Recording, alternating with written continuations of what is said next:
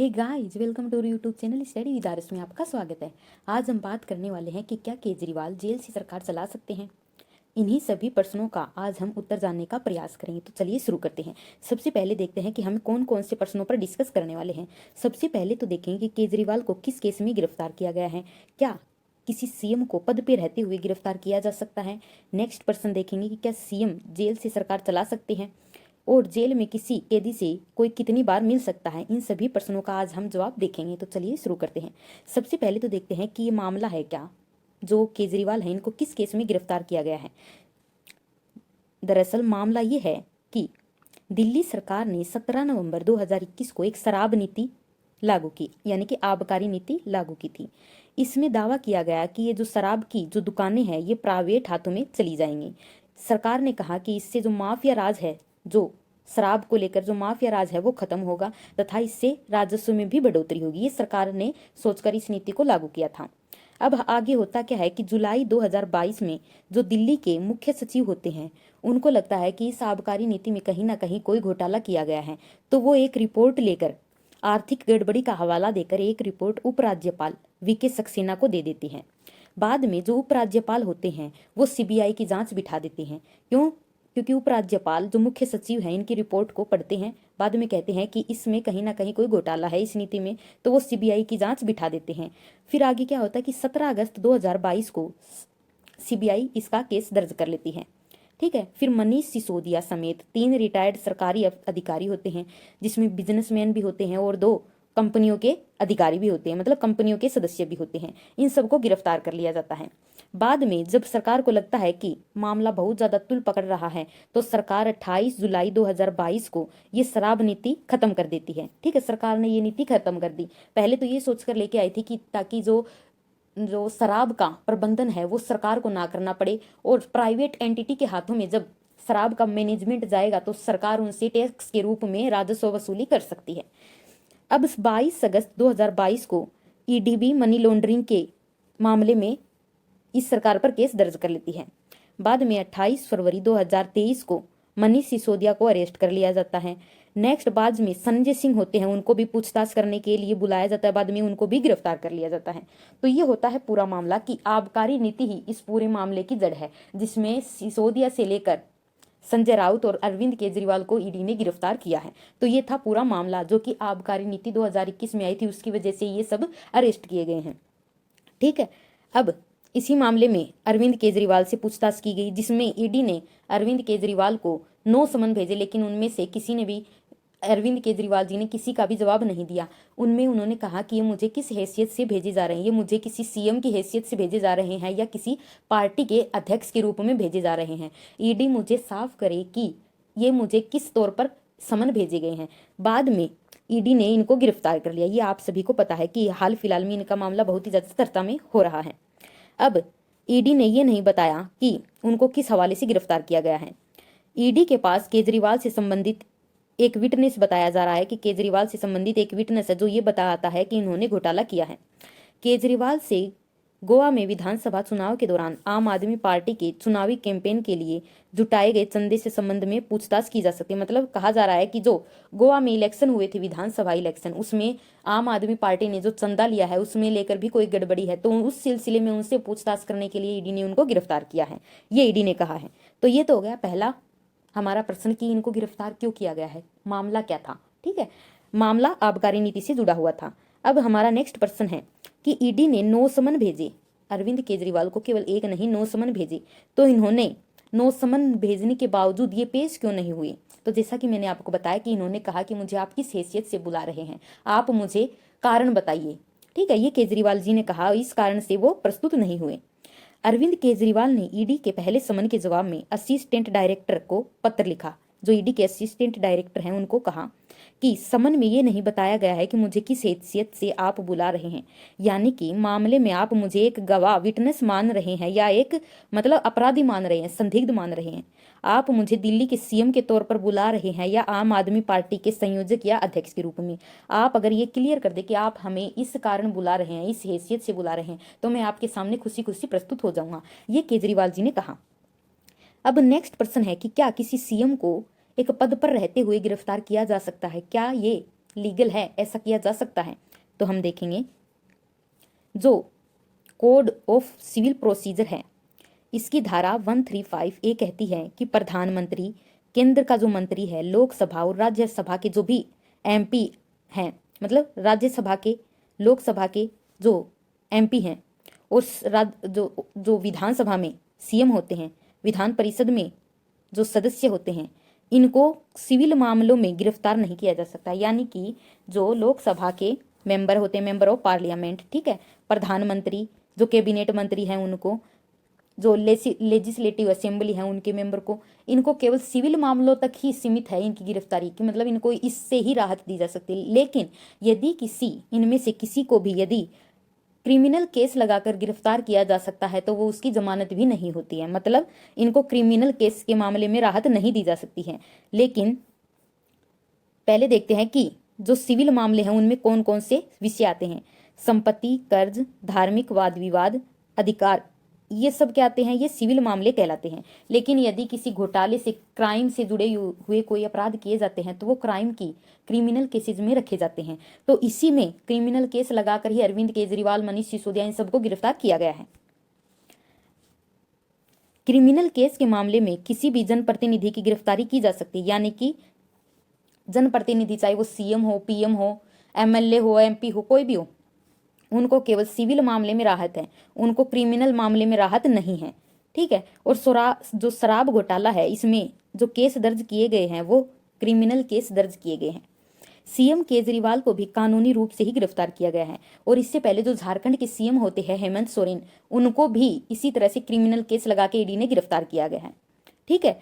लेकिन उन्होंने क्या किया, जो सीएम हेमंत सोरेन हैं, इन्होंने गिरफ्तारी के बाद अपना इस्तीफा दिया, बाद में इनको गिरफ्तार किया गया। लेकिन जो अरविंद केजरीवाल है, इन्होंने अपना इस्तीफा नहीं दिया है अभी तक, ये एक सीएम के रूप में माने जा रहे हैं। लेकिन कहा जा रहा है कि क्या ये इस्तीफा देंगे।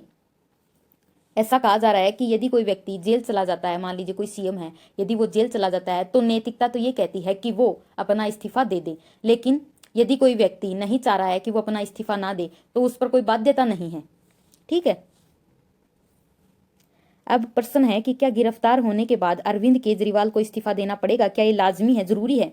तो जो सुप्रीम कोर्ट के वकील है वो बताते हैं कि जो लोक प्रतिनिधि अधिनियम 1951 है, इसमें इस बात का कहीं भी जिक्र नहीं है कि इस्तीफा देना जरूरी ही है, यानी कि कोई व्यक्ति है वो इस्तीफा दे अपनी इच्छा से, ये उसकी इच्छा पर डिपेंड करता है। ये जनप्रतिनिधि अधिनियम 1951 में कहीं भी नहीं लिखा है कि कोई यदि जनप्रतिनिधि सीएम पीएम जेल चला गया तो वो बर्खास्त कर दिया जाएगा। वो अभी इस्तीफा दे या ना दे उनकी मर्जी पर डिपेंड करता है। विधायक या सांसद जेल जाए तो सरकारी कामकाज में कोई बाधा नहीं पड़ती है, मतलब कामकाज होता रहता है, ठीक है। मंत्रियों के जेल जाने पर भी जो उनके द्वारा जो संभाले जा रहे विभाग होते हैं ना, वो किसी दूसरे मंत्री के हाथ में दे दिए जाते हैं।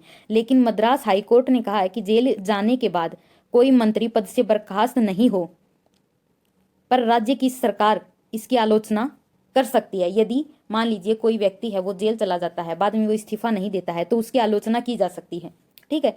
झारखंड के मुख्यमंत्री हेमंत सोरेन ने ईडी की गिरफ्तारी से पहले अपना त्यागपत्र दे दिया था। चारा घोटाले मामले में जब लालू प्रसाद यादव को गिरफ्तार किया गया था तो इन्होंने भी इस्तीफा देकर अपनी पत्नी राबड़ी देवी को सीएम बना दिया था। और इसी तरह जब जयललिता गिरफ्तार हुई थी तो उन्होंने भी इस्तीफा दिया था। तो हम उपयुक्त उदाहरणों के द्वारा ये देख सकते हैं कि जो अभी तक किसी घोटाले से रिलेटेड मामले में जेल गए हैं उन्होंने अभी तक इस्तीफा दिया है। लेकिन केजरीवाल ने अभी तक इस्तीफा नहीं दिया है, वो चाहते हैं कि मैं जेल से ही सरकार चलाऊं, ठीक है। तो ये था पूरा मामला।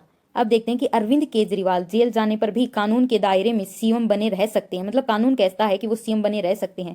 लेकिन जेल में होने के बावजूद वो त्यागपत्र नहीं दें तो राज्य सरकार में एक संवैधानिक संकट पैदा हो सकता है। मान लीजिए यदि कोई सीएम नहीं है तो वहां पर राज्यपाल के कहने पर राष्ट्रपति शासन लगाया जा सकता है, ठीक है।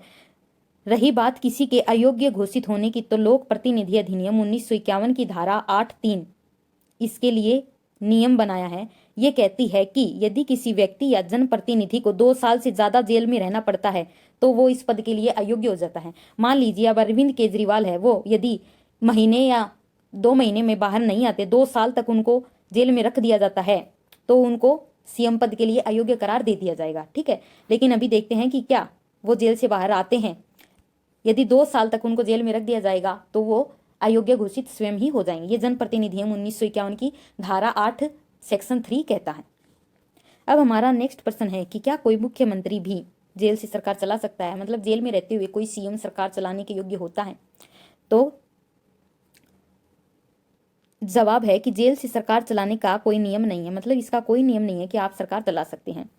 इसके लिए कोर्ट की इजाजत लेनी बहुत जरूरी होती है। यदि कोर्ट कह दे कि आप चला सकते हो तो वो सरकार चला सकते हैं। यदि कोर्ट सरकार चलाने की अर्जी खारिज कर दे तो इसकी अपील ऊपरी अदालत में की जा सकती है, लेकिन यदि ऊपरी अदालत यानी कि सुप्रीम कोर्ट से भी अर्जी खारिज कर दी जाती है तो उसको कहीं भी जगह नहीं मिलती, यानी कि वो जेल से सरकार नहीं चला सकते हैं। तो कहने का मतलब है यदि सरकार चलानी है अरविंद केजरीवाल को तो सुप्रीम कोर्ट से उनको परमिशन लेनी पड़ेगी। जब सुप्रीम कोर्ट ये कह दे कि आप चला सकते हैं, कोर्ट से जो जेल है वहां से सरकार चला सकते हैं, तो वो सरकार वहां से रन कर सकते हैं। अभी तक तो ऐसा कोई भी उदाहरण नहीं दिया गया है इतिहास में जब किसी सीएम को इस तरह की कोई परमिशन मिली हो। मतलब इतिहास में कोई भी ऐसा सीएम नहीं रहा है जिसने जेल से सरकार चलाई हो, सभी ने अपने इस्तीफे दिए हैं। दरअसल जब कोई भी कैदी जेल में जाता है तो वो कोई विशेषाधिकार नहीं रखता है, मतलब वो सिर्फ एक कैदी के तौर पर ही जेल में रहता है। उसके सारा विचाराधिकार, उसके सारा जो विशेषाधिकार होते हैं वो क्या हो जाते हैं, खत्म हो जाते हैं, चाहे वो कैदी विचाराधीन कैदी ही क्यों न हो। यानी कि उसके जो केस है उस पर अभी तक मान लीजिए विचार किया जा रहा है, कोई उसका फाइनल अभी फैसला नहीं दिया गया है, तब भी वो विचाराधीन कैदी होने के बावजूद भी उसके सारा विशेषाधिकार क्या हो जाते हैं, खत्म हो जाते हैं। साथ ही उसके कोई मौलिक अधिकार भी इसमें शामिल नहीं होते, यानी कि उसके कोई मौलिक अधिकार भी नहीं होते हैं। सीएम हो या पार्षद, मतलब सीएम से लेकर पार्षद तक सब क्या होते हैं, कैदी ही माने जाते हैं। सबके एक जैसे ही अधिकार होते हैं। और रही बात मीटिंग की, तो जेल से ऑनलाइन सुनवाई तो हो सकती है लेकिन सरकार नहीं चलाई जा सकती, यानी कि कोर्ट है वो केवल सुनवाई कर सकती है। कोर्ट के पास ऐसा अधिकार है कि वो जेल से सुनवाई कर सकती है ऑनलाइन, लेकिन ऑनलाइन सरकार नहीं चलाई जा सकती है। तो हमने देखा कि यदि अरविंद केजरीवाल जेल से सरकार चलाना चाहते हैं तो क्या वो सरकार चला सकते हैं? तो हमारे पास जवाब आया कि यदि कोर्ट उनको परमिशन दे अलाउ कर दे तब वो सरकार चला सकते हैं, लेकिन अभी तक इतिहास में ऐसा कोई उदाहरण नहीं मिला है। दूसरी बात यह है कि सभी कैदियों के बराबर अधिकार होते हैं, मतलब किसी को कोई विशेषाधिकार नहीं होते, चाहे सीएम हो, पीएम हो, चाहे पार्षद हो, सभी एक समान होते हैं जेल में। और चौथी बात हमने देखी कि केवल सुप्रीम कोर्ट या हाई कोर्ट के पास ही ऐसा अधिकार है कि वो जेल से ऑनलाइन सुनवाई कर सकती है, लेकिन जेल से ऑनलाइन सरकार नहीं चलाई जा सकती है। ठीक है, नेक्स्ट है कि सरकार चलाना ये हमारा कोई मौलिक अधिकार नहीं है, यानी कि फंडामेंटल राइट में हमारे ये शामिल नहीं किया गया है कि हमारा सरकार चलाना एक फंडामेंटल राइट है। इसके लिए सीधी सुप्रीम कोर्ट में अपील नहीं की जा सकती है। इसके लिए पहले हमें हाई कोर्ट में अपील करनी पड़ेगी, फिर हाई कोर्ट से यदि हम सहमत नहीं होते हैं तो फिर हम सुप्रीम कोर्ट जा सकते हैं। ठीक है, जमानत या सरकार चलाने के लिए जिस पीएमएलए कोर्ट ने भेजा है उसी के पास जाना होता है, यानी कि हम सीधे सुप्रीम कोर्ट नहीं जा सकते हैं, पहले हमें पीएमएलए कोर्ट में जाना पड़ेगा। यदि पीएमएलए कोर्ट कहती है कि आप सरकार चला सकते हैं तब आप सरकार चला सकते हैं। यदि ये कोर्ट अर्जी खारिज कर देती है तो बाद में सुप्रीम कोर्ट जाया जा सकता है, तो ऊपर के कोर्ट में जाया जा सकता है, यानी कि पीएमएलए कोर्ट के जो भी फैसला होता है उसके खिलाफ हम सुप्रीम कोर्ट में अपील करने का अधिकार रखते हैं। नेक्स्ट प्रश्न है कि क्या जेल में बंद किसी सीएम के सरकारी आदेश पर दस्तखत लिए जा सकते हैं, यानी कि कोई सीएम सरकारी कागजों पर दस्तखत कर सकता है क्या? कोर्ट की अनुमति से किसी कानूनी कार्रवाई के लिए अपने वकील के द्वारा कोई भी विचाराधीन कैदी किसी दस्तावेज पर दस्तखत कर सकता है, यानी कि अभी सीएम केजरीवाल क्या है, दस्तखत कर सकते हैं जब सरकार को कोर्ट के द्वारा अनुमति मिल सकती है। कानूनी कार्रवाई से मतलब है जमानत याचिका या लीगल असिस्टेंट से है। ऐसा नहीं होता है कि किसी मंत्रालय की फाइल पर कोई व्यक्ति मुलाकात करने आए और दस्तखत कराकर ले जाए, यानी कि केवल कोर्ट की परमिशन से ही आप दस्तखत करवा सकते हैं कोई लीगल डॉक्यूमेंट पे। यदि मान लीजिए कोई मिलने जा रहा है और सोचे कि चलो मैं अभी उधर मिलने तो जा ही रहा हूँ, किसी सरकारी डॉक्यूमेंट पर सीएम के सिग्नेचर भी करवा लो, तो वो लीगल नहीं माना जाएगा।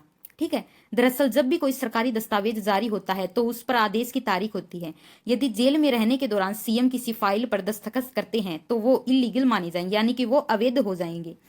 प्रॉपर कोर्ट की परमिशन से की गई कार्यवाही क्या मानी जाती है, लीगल मानी जाती है। तो 100 बातों की एक ही बात है, यदि कोर्ट हाँ कर दे कि आप किसी सरकारी दस्तावेज पर साइन कर सकते हैं तभी वो लीगल माना जाएगा। केवल अपनी मर्जी से ही वो किसी दस्तावेज पर साइन नहीं कर सकते हैं।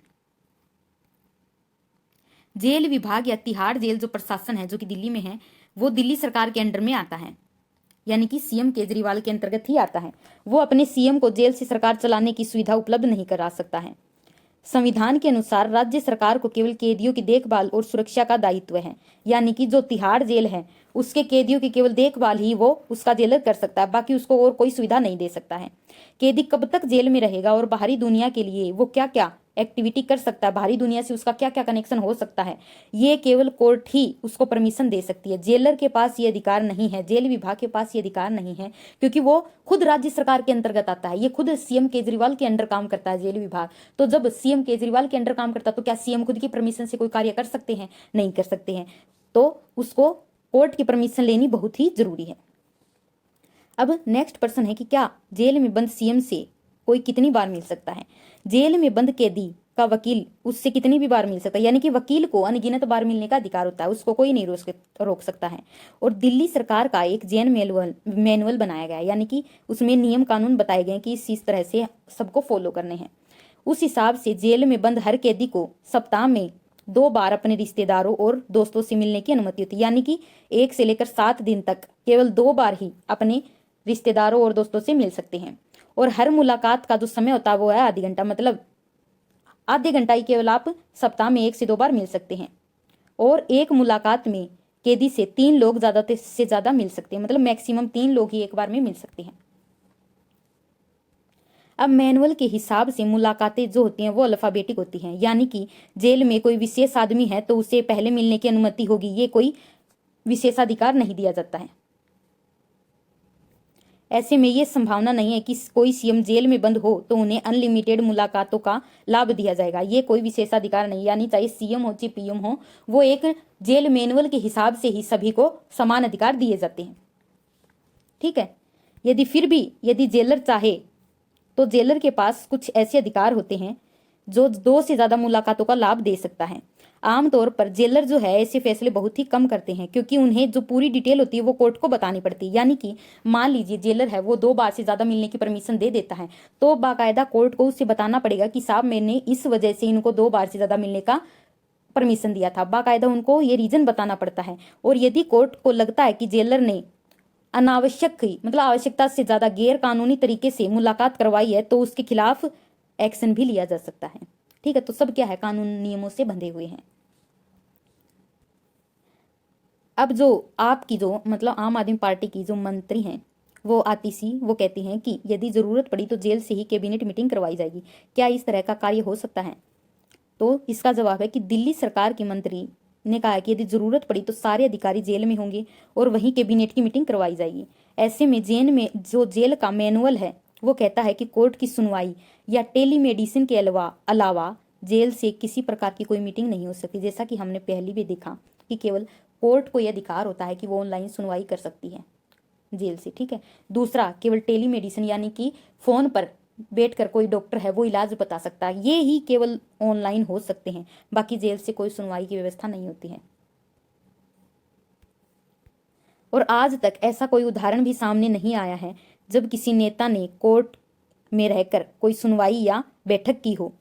जेल में बंद विचाराधीन कैदी के रूप में बंद जो सांसद विधायक कोई भी हो वो जनप्रतिनिधि के तौर पर संसद की कार्यवाही में भाग तो ले सकता है, यानी कि वो एमपी होते हुए एमएलए होते हुए वो संसद या विधानसभा की कार्यवाही में भाग ले सकता है, लेकिन वो मीटिंग नहीं कर सकता। जेल से मीटिंग करने का अधिकार उनको नहीं है, केवल कार्यवाही में भाग लेने का अधिकार है। ठीक है। संसद की जो कार्यवाही है इसमें भाग लेने की परमिशन का कोई नियम नहीं है, मतलब कोई भाग ले सकता है या नहीं ले सकता, कोई कैदी भाग ले सकता है, मीटिंग कर सकता है, इसका कार्यवाही का कोई परमिशन का नियम नहीं तय किया गया है। ये कोर्ट के विवेक पर डिपेंड करता है, मतलब कोर्ट तय करेगा कि भैया इसको परमिशन देनी है या नहीं देनी है। और यदि कोर्ट को लगता है कि जिस जनता ने इस विधायक को चुना है उसकी आवाज उठाने के लिए इसको कोर्ट यानी कि सदन में होना जरूरी है तो वो उसको सदन में भेज सकता है, उसको परमिशन दे सकता है कार्यवाही में भाग लेने की। लेकिन मीटिंग करे कहां से? जेल से, वो परमिशन कोर्ट नहीं दे सकता। ठीक है। और आज तक ऐसा इतिहास में हुआ भी नहीं है।